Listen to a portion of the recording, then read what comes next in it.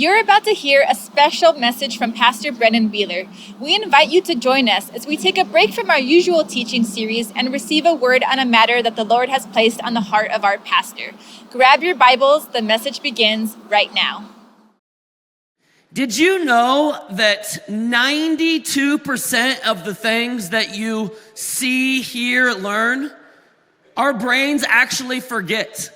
92% of everything you forget. Now, before you forget that statistic, the reason why our brains forget 92% of everything that we take in is because just within the 8% of the things that our brains remember, it's enough to fill up 170 million volumes of information. That's 10 times amount of books than the Library of Congress. Our brains have a capacity to remember so much, even within that 8%. But the reality is, most of the things that we hear, we see, we learn, people's names at church, we have a way our brain just says, oh, you don't need that. Discarding information, and we forget so much. So throughout the ages, people have done things to help them remember. Knowing our natural propensity to forget and to be forgetful, people have done things to remember. Now, how many of you are old enough to remember the old trick where you would tie a string around your finger to try to remember something? Anybody remember those days where you would tie a string around your finger? You're aging yourself, I know. But it used to be where you would tie a string around your finger to not forget that thing. Now, anybody ever tie a string around their finger and forget what they were supposed to remember when they would look at the string? Anybody? Not only was there strings around the fingers, but there's been all sorts of things throughout the ages. How many of you still fighting technology still use Post-its? I mean, I think a lot of us still use Post-its because, everything else doesn't work as good as a Post-it. Now, 3M, the manufacturer of Post-its, has a market cap of $70 billion annual. A $70 billion market cap. And their staple product are Post-its. They've made billions of dollars off of this one simple fact. We forget and we need reminders. So whether it was a calendar on your kitchen cabinet, or it was a string around your finger, whether it was a Palm Pilot, anybody remember Palm Pilots? Or a smartphone, the reality is, each of us have a propensity to forgetfulness, and so we need reminders. And God knowing our frailty and knowing how we have a propensity to forget all that He has done. Throughout the Old Testament, He would instruct His people to build a monument. Now, a monument was rocks being piled together, and God would tell His people to do that whenever God would intervene supernaturally. Whenever God would work miraculously, God would tell them to build a monument so that the future generations, that people that were to come after them, would never forget what God has done. And that's what we see in our text today in Joshua chapter 3 and 4. But let me set the scene for you. Let me paint the backdrop for you and give you some background. Because there's a story behind the stones. You like that? There's a story behind the stones. And the story behind the stones is this. The people of Israel were delivered out of Egypt by God's mighty, powerful hand. God raised up a deliverer and sent Moses to Egypt to pronounce to Pharaoh to let God's people go. And God brought miracle after miracle and demonstrated His power with the 10 plagues. Egypt at that time was the world power. Pharaoh was the most powerful man in the world, and yet so puny in comparison to God's power. And God demonstrated His power not only to Egypt, but also to the nation of Israel. They saw the Nile turn to blood. They saw God bring plague after plague. They saw God rain fiery hail from heaven. They saw God, through the death angel, take the firstborn of every person that didn't apply the blood to their home. And power after power, miracle after miracle, God demonstrated his ability to work powerfully. And then after they were delivered out of Egypt, they saw God continue to work miracles. They saw a pillar of fire hold back the ensuing army of Egypt to track them down and slaughter them. They saw God tell Moses to stand back and watch the mighty power of God as God would part the Red Sea and the nation of Israel could walk across the ocean floor on dry ground. And now they get to the point, a place called Kadesh Barnea, the entry point of the promised land, the land that God had given to Abraham, Isaac, and Jacob. Now, hundreds of years later, God bringing that same nation of people back to that land. And now they get to the entry point and they send 12 spies and one from each tribe. And as they go into the promised land to spy it out, they realize there's giants in the land.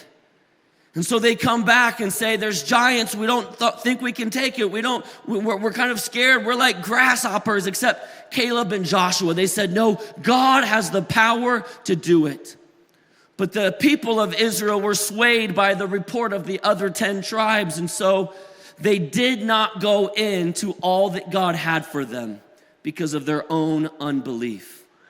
They so quickly forgot the power of God. Days earlier, God's power demonstrated to give them victory. They so quickly forgot that when they were faced with their next obstacle. And so God would have to keep his people in the wilderness for 40 years, wandering until that generation would die off, where God could raise up a new generation who would have faith to go in and take the land. And now 40 years later, Moses, not able to go into the land. Joshua now is the commanding officer, the leader of the congregation, is going to lead the people into the land. Moses gives them this last charge, his last sermon to the congregation.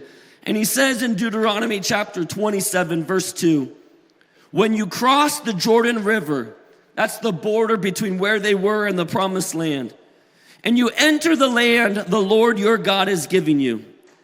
Moses says that when you step into the promise that God has given you, when you see the promise that God has promised to you be fulfilled in your life, when you see God intervene miraculously, when you see God work supernaturally, when you see God give you great victory, he says, set up some large stones and coat them with plaster and write on them all the instruction.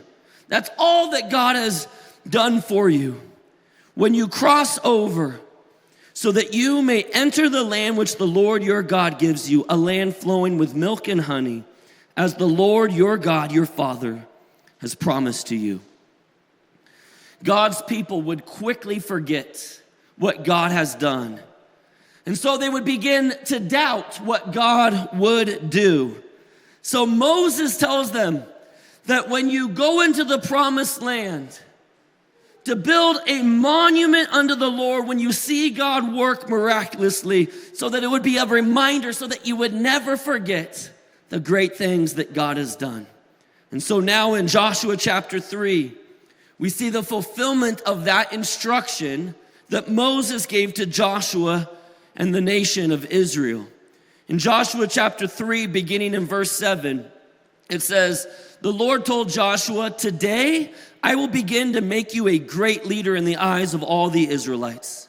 They will know that I am with you just as I was with Moses. So give this command to the priests who carry the Ark of the Covenant. When you reach the banks of the Jordan River, take a few steps into the river and stop there. So Joshua told the Israelites, come and listen to what the Lord your God says. Today you will know that the living God is among you, He will surely drive out the Canaanites, the Hittites, the Hivites, the Perizzites, the Girgashites, the Amorites, and the Jebusites ahead of you. Look, verse 11, the ark of the covenant which belongs to the Lord of the whole earth will lead you across the Jordan River. Now choose 12 men from the tribes of Israel, one from each tribe. And the priests will carry the ark of the Lord of all the earth. As soon as their feet touch the water, the flow of water will be cut off upstream, and the river will stand up like a wall. So the people left their camp to cross the Jordan, and the priests who were carrying the ark of the covenant went ahead of them. It was the harvest season, and the Jordan was overflowing its banks. But as soon as the feet of the priests who were carrying the ark touched the water at the river's edge, the water above that point began to backing up a great distance away at a town called Adam, which is near Zarethan. And the water below that point flowed on to the Dead Sea until the riverbed was dry. Then all the people crossed over near the town of Jericho. And meanwhile, the priests who were carrying the ark of the Lord's covenant stood on dry ground in the middle of the riverbed as the people passed by. They waited there until the whole nation of Israel had crossed the Jordan on dry ground. God would intervene supernaturally to bring his people, his congregation, into all that he had for them. God would work a miracle to see them be able to step in to all that God had planned for them, all that was awaiting them.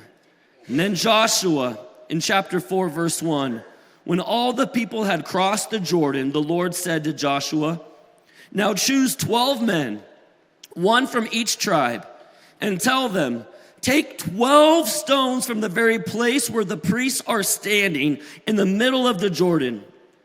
Carry them out and pile them up at a place where you will camp tonight.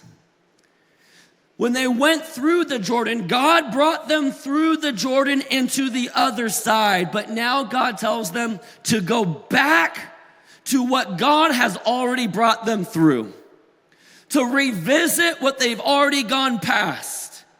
And from their past, to bring stones, river stones, and to take these stones, these large stones, and to carry them. And we are going to stack those stones in the camp, and we're going to build a monument to the Lord as a reminder of what God has brought you through, that we will never forget what God has done for you. So, verse 4, Joshua called together the 12 men he had chosen, one from each of the tribes of Israel, and he told them, and go into the middle of the river. Go into this river. And when they went into the middle of the Jordan in front of the ark of the Lord your God, they each took one stone. And it goes on to say in verse 6, we will use these stones to build a memorial, that is a monument. They would take these stones and they would build a monument unto the Lord. Why is it so important to spend a day in church reflecting on the great things that God has done? Here's why. It goes on to say in verse 6, in the future, your children will ask a very important question. What do these stones mean? And then you can tell them, they remind us that the Jordan River stopped flowing when the ark of the Lord's covenant went across. These stones will stand as a memorial, a monument among the people of Israel forever. When people look back and they see these stones being stacked, they'll ask, what do these rocks mean? What do these stones mean? And we will be able to tell them of the great things that God has done. You see, monuments were a reminder of God's faithfulness and might. To look what God has done. And when you remember what God has done, you would be able to take steps of faith forward in a greater way. For you see, they didn't know what was before them, but God did. You see, God took them through the Jordan River, but the first obstacle past the Jordan River was a fortress called Jericho. And Jericho was an impenetrable city with walls so thick they would have chariot races on the tops of the walls. Not only were the walls so thick, but the fortress was double walled. At that time, there was no military strategy to overcome such a fortress. And yet, Jericho stood between them and all that God had for them. Jericho first had to fall in order for them to take all of the land that God had given them. And how God would deliver Jericho to them is that they would continue to have to take steps of faith forward. God would call them to walk around the city of Jericho one time for 6 days, and then on the seventh day, 7 times around all day walking. But it would be in the steps of faith that God would call them to walk, would be the very thing that would give them victory over something that seemed impossible to conquer. And so too, God would say, you're gonna remember, you need to remember the steps of faith that you've just taken. For you see, God told Joshua to tell the priest with the Ark of the Covenant to take a few steps into the river. But a few steps into the river, it was during the harvest season. The banks of the Jordan were overflowing. If you took a few steps in, you would be up to your neck as they're carrying the Ark of the Covenant, the most prized possession, symbolizing God's power and his presence. And now we're gonna have to go up into our neck. We're gonna be in over our heads in this venture of faith. It's gonna require complete dependence upon God, that God will do what he said he will do when we're obedient to do what God has told us to do. And as they took steps of faith forward into the Jordan River, the river would stop. And yet that was preparation. Steps of faith to see God come through that would empower them to continue to take steps of faith forward. And just as God would tell them to build a monument, today we're making it an annual celebration, an annual tradition on the relaunch of our church, that we would build a monument. You see, monuments help us remember the things that we would otherwise forget. The things that God has done that we so quickly forget what God has just done. But when we forget what God has just done, we won't have the faith to continue to take steps of faith forward if we forget what God has already done. I want to be able to step into all that God has for me in my life. And as your pastor, I want you to be able to step in to all that God has for you in your life too. And for us as a congregation, for us to be able to step into all that God has for us in our lives, it's going to require us as a church to continue and always take steps of faith forward. And so today we build a monument. We celebrate how God has worked miraculously over this past year, how God has intervened on behalf of us supernaturally, and that we would never forget the great things that God has done. So in the years to come, we could look back and see the mighty power of God. When we collect and compile stones, hearing the stories of what God has done, it would be a reminder to us this day of what God has done in each of our lives personally and what God is working and doing in our church congregationally. It'd be a reminder to all people of what God has done. Miracle after miracle, power after power. God working in ways that no one had ever expected. Because what God has accomplished this past year, church, has been nothing short of miraculous. What God has done in Calvary Chapel Eagle and through this church, listen, it's not because of me and it's not because of you. It's solely because of God. Amen. But because you have said yes to God, and Morgan and I, we said yes to God. And we've all said yes to God on the calling that God has placed upon our lives to bring us together to accomplish this work that He set before us. That because we've said yes, we get to be a participant in what God would do with or without us.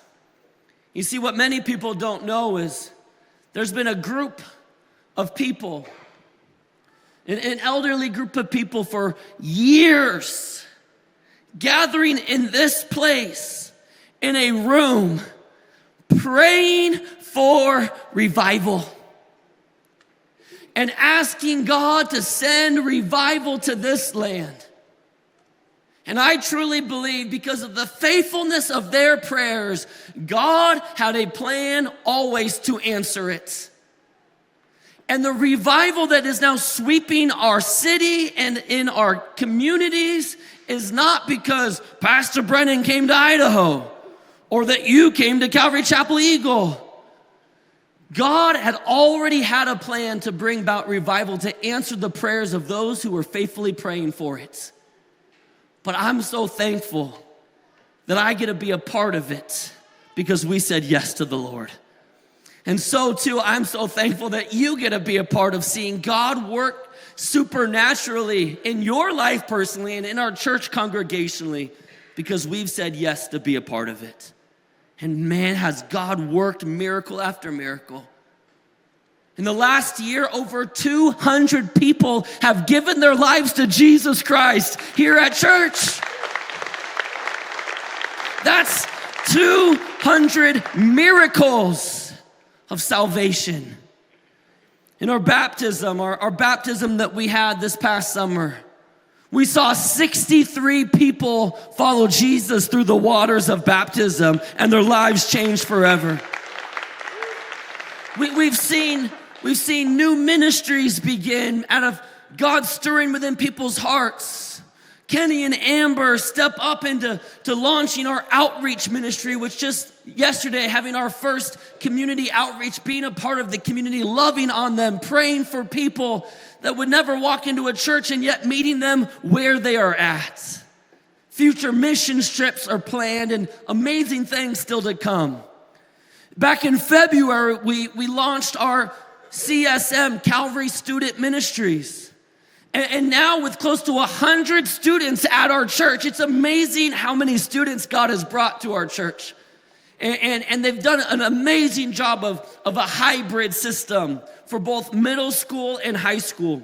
That they come together and Taylor and Tyler, they teach and we have so many amazing student leaders that pour into the students and they have a message together, but then the high school and junior high break out separately. But just the need to be able to do more ministry, make more space. You heard them announce that they're going to be splitting CSM under the umbrella of Calvary Student Ministries into HSM, high school ministry, and MSM, middle school ministry. Here in January. And new things still to come that God is still doing in our church, new ministries. Church, we are only 1 year in. Usually a church that's 1 year in is still trying to figure out like everything. And yet God has done a tremendous work. Our C Kids ministry, so many kids in our church. That's the future of Calvary Chapel Eagle. In 10 years from now, they're going to be running the church. And we've seen God do miracle after miracle. And then we went to 2 services out of the need of making more space for more people to come and know Jesus. We will never be a church that's full.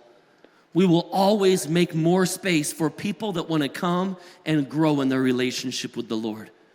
And so on Easter this past year, we moved to 2 services permanently, and we saw God bring over 600 people on campus that day and do a tremendous work, and many people come to know Christ that day. And then we saw our church continue to grow by over 20% in average attendance throughout the summer months, when usually attendance dips over the summer months. And we continued to grow and grow. And the week after Easter, beginning of April, after talking with our board and praying together, I felt so strongly by the Lord to go before our church and to share the vision for our church to get a permanent home for our church. You don't talk about stuff like that year one, 6 months into being a church, relaunched, or that's like 5-10 years down the road.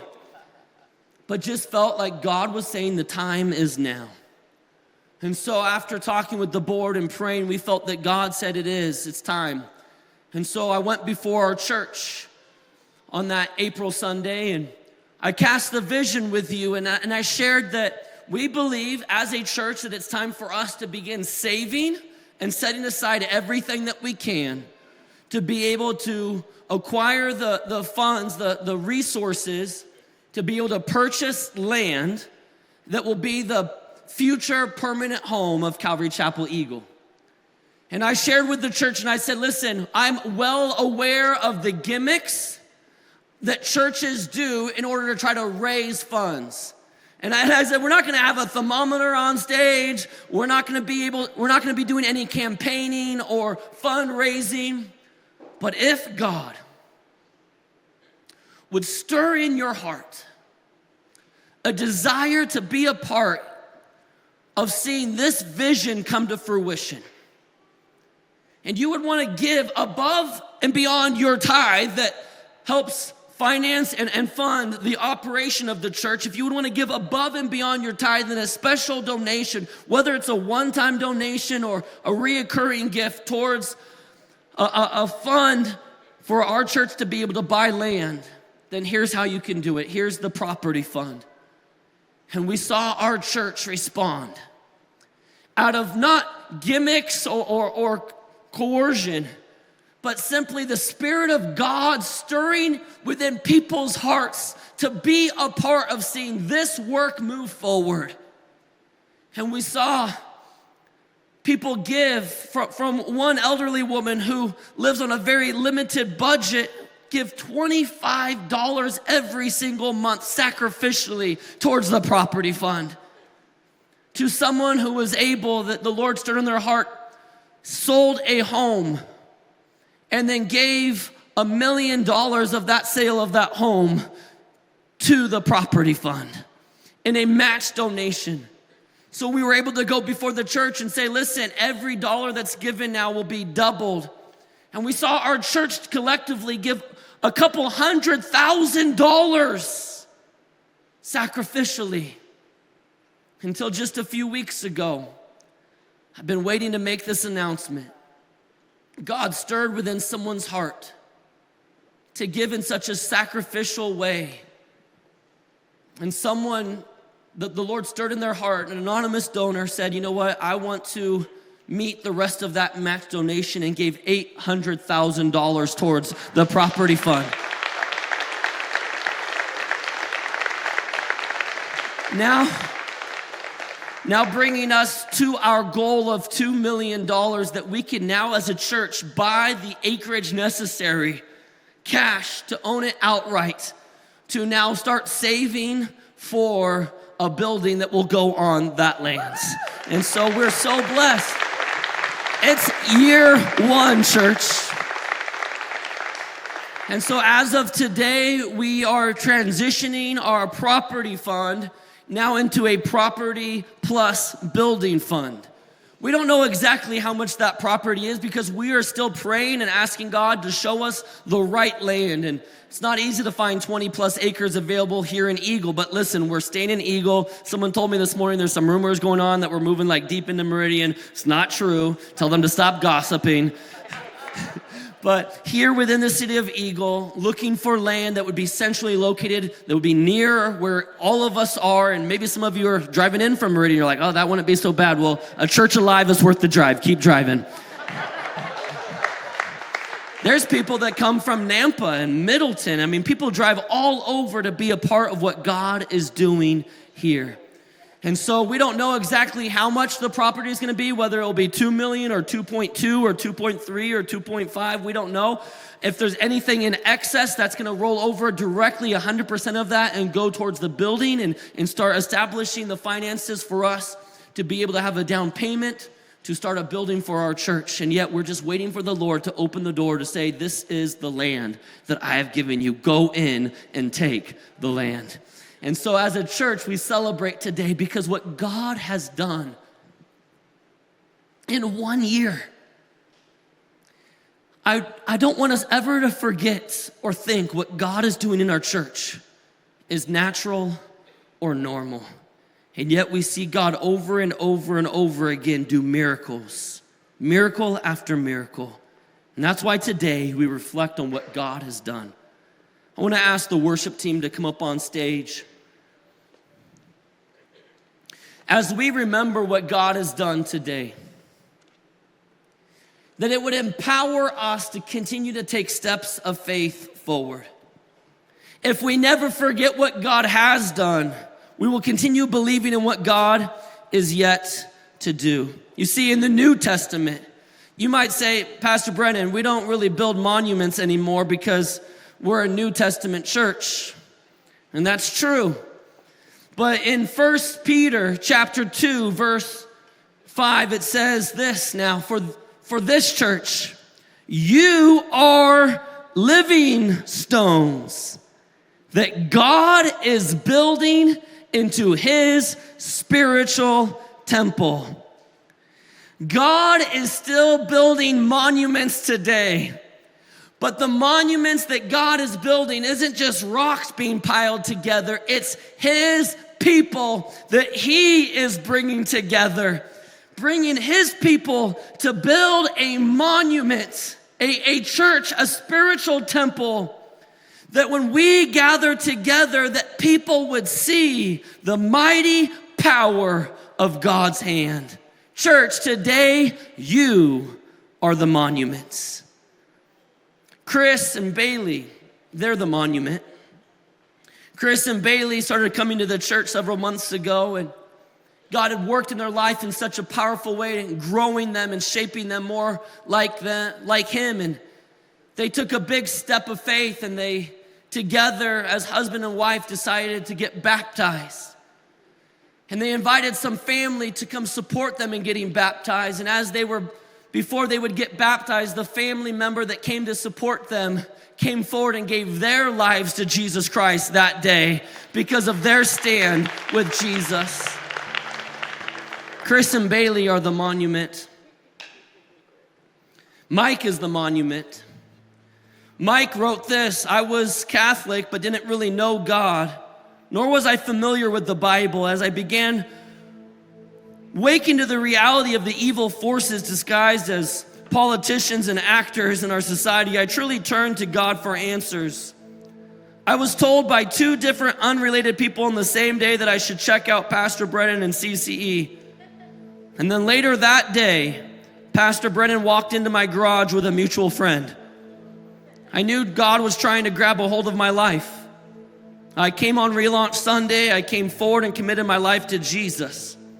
As a family, we've begun a journey with Christ, and since I've been at CCE, my knowledge of the Bible has greatly improved. I am learning to be free from worry, and my faith has grown. Mike is the monument today. David is the monument. David wrote, after moving to Idaho, it took us a while to get settled. We bounced around local churches, but never felt like we were home. And finally, we were invited to Calvary Chapel Eagle, and we knew this was it. It was the best church community we've ever been a part of on multiple levels. Not only do we love the scripture-centric expository teaching and worship, but the community has been amazing. So my wife and I decided that we would go all in by serving and getting involved in community, which has been really great for keeping Christ at the center of our family. What I didn't expect was how God would impact my life after being a Christian for 10 plus years. At the Valor Men's Study, God broke some bonds that I didn't want to admit or realize I was living under. I was brought to tears that night. Another man had prayed for me, and I will never be the same. David is the monument today. Carmen is the monument. She wrote, I was diagnosed with melanoma cancer and things didn't look good. Doctors told me all kinds of scary possibilities of outcome. But I asked for my community and leaders at CCE, who are family and friends I love, to pray for me. We gave it to God, and God worked a miracle, and all my labs after surgery came back negative. God healed me, and I learned once again to trust God for His plan, which always works out. Carmen is the monument today. And Tyler and Jessica are a monument. They wrote, we moved to Idaho April 2023. We spent months trying churches, watching online and getting recommendations. No such luck on finding a church. My husband and I felt so empty and our marriage began to suffer. We saw a friend post about CCE's relaunch and decided to give it a go. And we are so grateful we did. We found God. We found community. We found our faith. We found our family. And we started serving around Easter and found even greater strength. And now our marriage is thriving, and we give all the thanks to God for guiding our hearts to Calvary Chapel Eagle. Tyler and Jessica are the monument today. And this is why, church, we continue to take steps of faith forward. This is why it's never been about building a church. The church is just a tool, but it's when God changes people's hearts, people then go and change the world. Monument after monument, story after story, living stone after living stone. And the reality is each of us have our own story to tell, don't we? What God has done in our own lives personally. We would love to tell every single story, because behind every person, there's a story of what God has done. And yet I could go on and on and on and tell you more and more stories, but I thought to conclude today's service, what a powerful way for us together to build a monument unto the Lord. What has God done in your life this past year? How has God changed you? Maybe you've come to know Christ. As the band leads us in a worship song reflecting on the greatness and goodness of our God, I want to invite you. On my left and my right, there's two tables filled with stones. They're river stones. And there's Sharpies on the front of that table. And I want to ask for you to come up to the table quickly. We don't have a lot of time left in today's service, but to write one word of what God has done. Maybe it's salvation for you that came to know Christ. Maybe it's been restoration for you that has had a healed marriage. Maybe it's something else in your life, but I want you to think about that one thing, that one big Jericho that God has brought the walls down in this year. And reflect on what God has done in your life. And we're gonna then write that on the stone, and then I want you to take that stone and I place it in one of the bowls on the table. And as those stones are compiled, that we together would be able to give God greater glory for the many stories of what God has done. And so as we worship the Lord, I want you to come up to write that on that stone, and let's together end today's service by building a monument unto the Lord. Come now as we worship the Lord. Thank you for joining us today. We pray you were blessed by the biblical truths revealed in today's message. We are always encouraged to hear how God is using this ministry to touch lives. If God has been transforming your life through this ministry, or if you would like to help support this ministry financially, you can go to our website, cceagle.com. Being in a community with believers is essential to the life of a Christian, and we would love to be in fellowship with you no matter where you're joining us from in the world or in what season of life you're in. We hope you will join us again at Calvary Chapel Eagle.